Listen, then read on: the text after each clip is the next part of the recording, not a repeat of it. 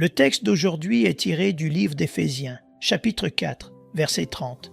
« N'attristez pas le Saint-Esprit de Dieu, par lequel vous avez été scellés pour le jour de la rédemption. » Il y a quelque chose de très touchant dans cette exhortation.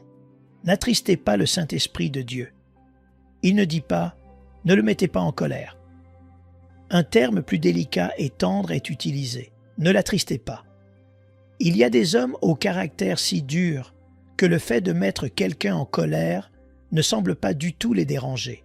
Et en effet, beaucoup d'entre nous sont à peine émus par le fait que quelqu'un soit en colère contre nous.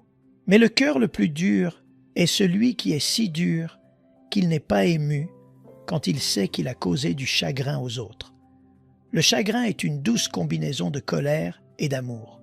C'est de la colère, mais toute l'amertume en est ôtée.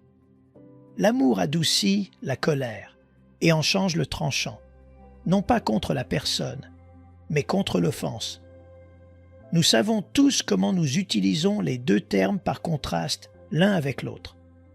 Quand je commets une offense envers un ami qui a très peu de patience, il s'emporte soudainement et se met en colère contre moi.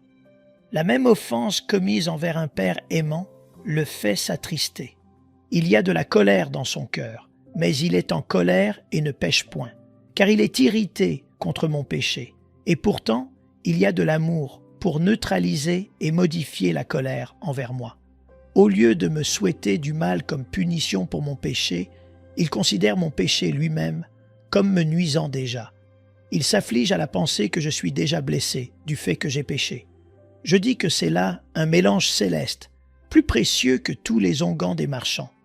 Il peut y avoir l'amertume de la myrrhe, mais il y a toute la douceur de l'encens dans ce doux terme attristé. Mes amis, je suis certain que je ne vous flatte pas en déclarant que je suis sûr que la plupart d'entre vous seraient attristés si vous pensiez que vous attristiez quelqu'un d'autre.